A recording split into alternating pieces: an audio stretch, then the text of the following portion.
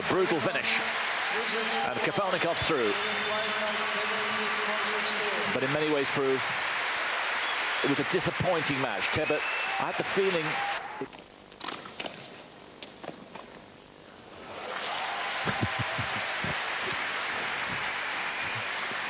There's a little movement of the hip and a movement of the shoulder, and I don't know what else he moved there, and completely fooled Becker.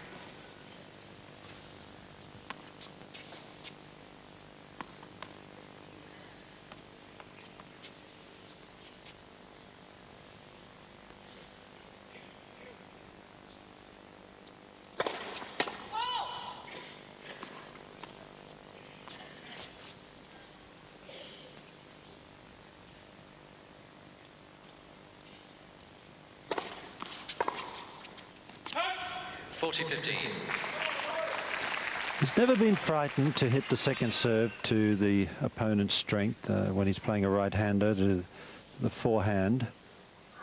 It's a very good tactic. As long as you do it well, of course. It does keep the receiver honest. It keeps him away from possibly getting into a groove on your second serve if you only serve to the backhand.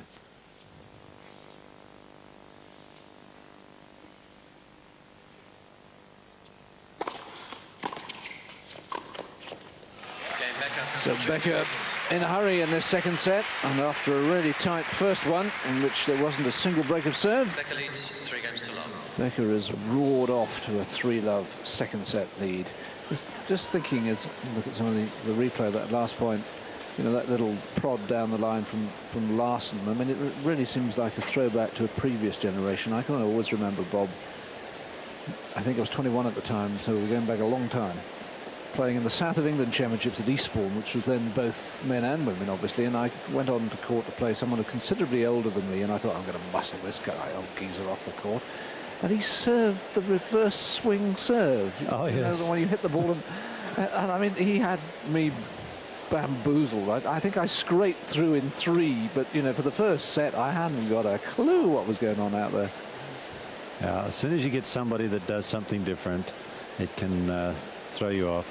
I just want to tell you a very quick story. We're talking about Nastase. Before the ATP was formed and all this control that we have nowadays, I played Nastase in Rome, and I'd finished a point and he was serving, and I was walking from the left court to the right court, and the ball came past me, and I didn't know what was going on. And, you know, turned out that Nastase had served a ball that went in. So the umpire said, well, you didn't put your hand up, so it's Nastase's point. I'll finish it after this next point. 15 love. So it happened a few points later. He did the same thing. I'm walking across and he aces me again. And we see this great serve.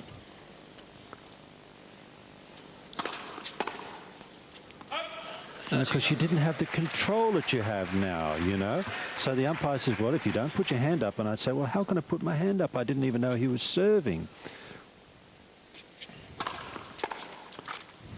So I solved the problem. I walked up to Nastase and I told him very nicely what I would do to him if he did it again. And you couldn't do that either nowadays.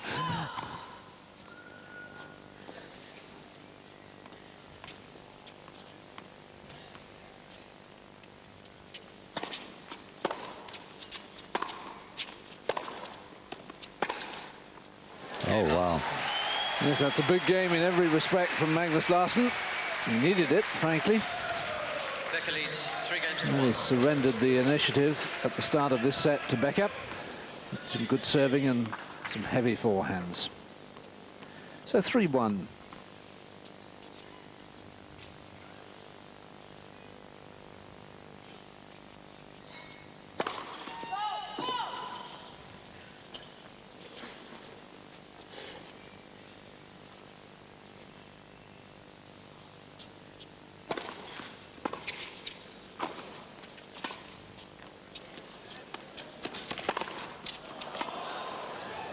Well, you would criticise him for not following the lob into the net, but then he comes up with something you can't criticise him for. You always have to go up to the net after you've lobbed over your opponent's head, but then perhaps we can throw that theory out the window. Very dangerous, though, not to.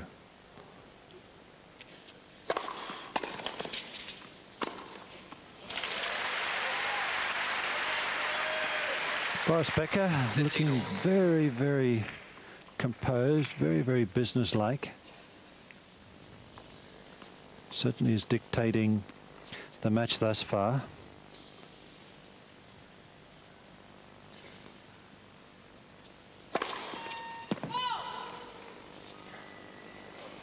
Well, you heard the bleep. Jerry Armstrong's not going to overrule that.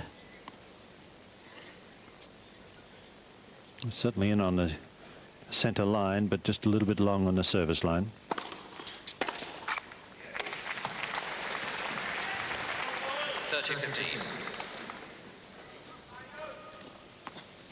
A little bit angry with himself for missing that forehand return.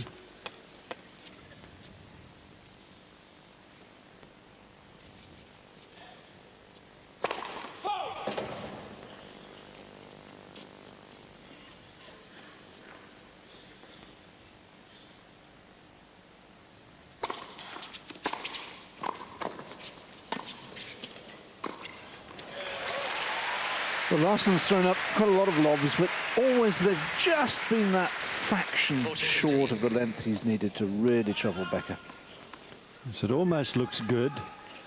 As it comes off the racket, it in fact does look good, and Becker couldn't get back to smash it. He just round-armed it. High volley. Game Becker. Ace number 7 from Boris Becker, who's hanging on to this advantage in the second set. 4-1.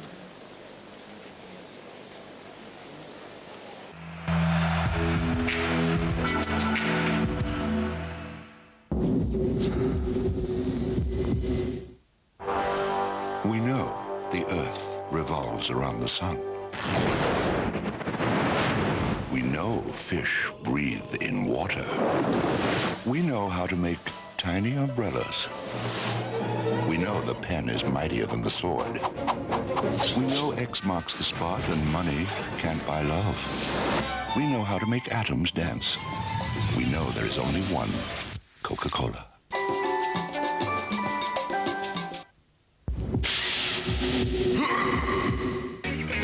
Welcome to Flinders Park, Australia. The blazing sun of Melbourne heralds the first leg of the Grand Slam. The big names are already feeling the heat. You've been warned, the Australian Open is going to be hot, very hot.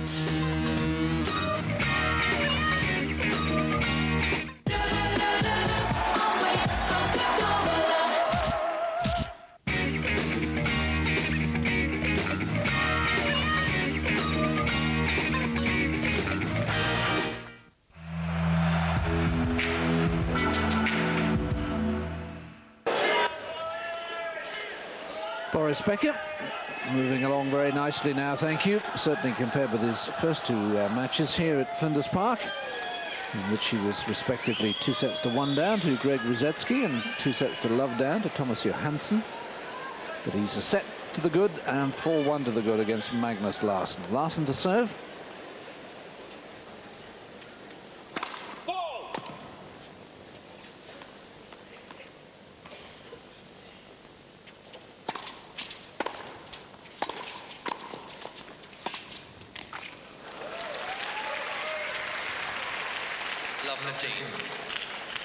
Never an easy shot to play, the little angle, especially from that situation that Larsson tried to do it. But if you can control the ball, it's very effective.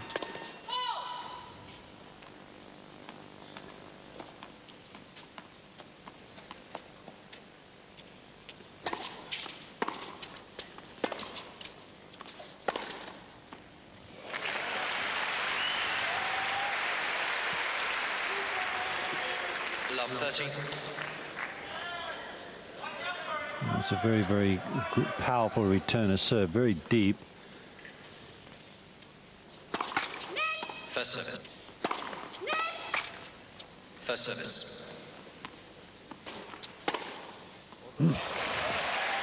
Yes, Becker really turning the screw at the moment. And Larsson constantly being left flat-footed. So 2 points for the double, 3 points for the double break.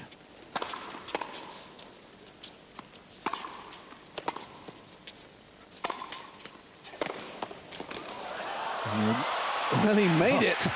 Extraordinary. I was about to say he gave Becker far too many bites at the cherry, and somehow the ball got over the net. I don't quite know how. Well, we'll see it now, because I didn't think he'd made it either, and he really did scramble there.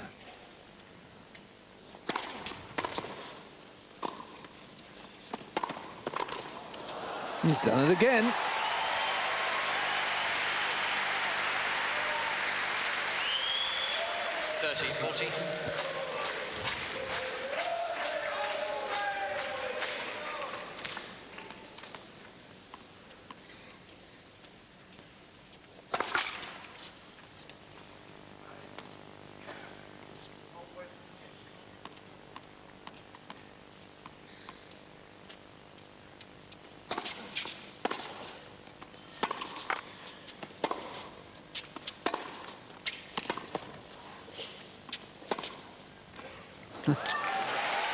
Well, extraordinary stuff from the Swede to get himself out of 3 break points. Juice.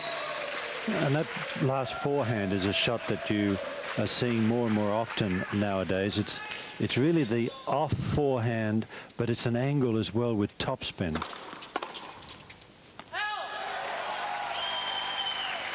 Advantage Larsson.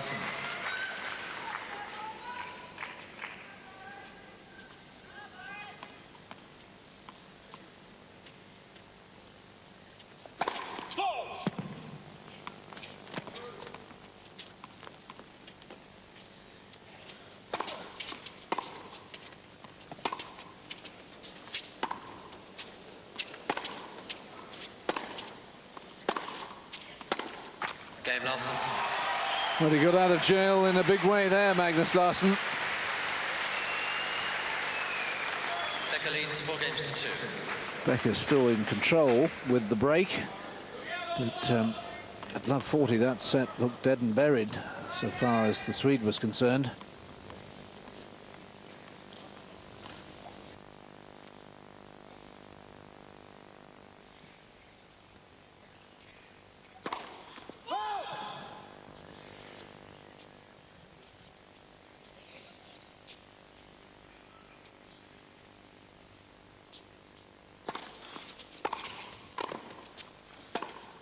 Yes.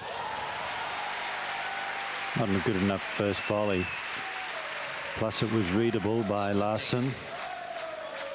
Becker comes in. He does a pretty good job of getting in, but really didn't do anything with it.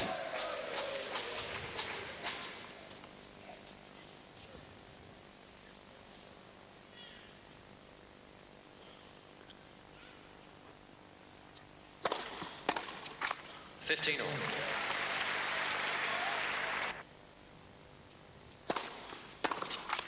30-15.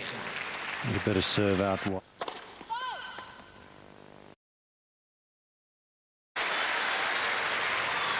Yes.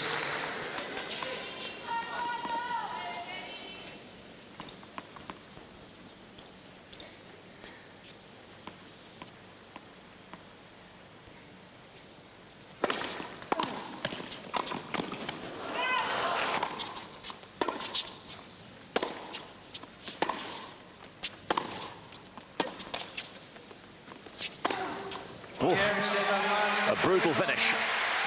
And Kafelnikov's through. But in many ways through. It was a disappointing match. Tebet, I had the feeling...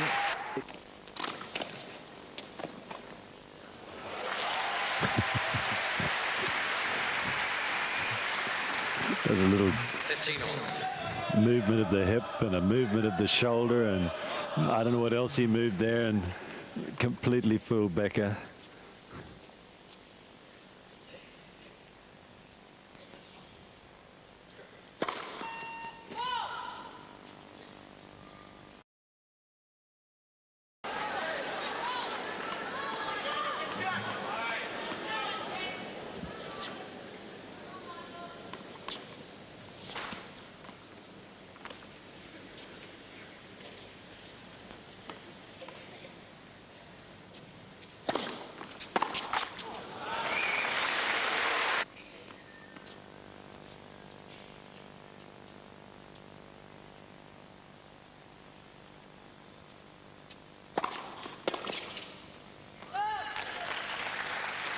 30-15.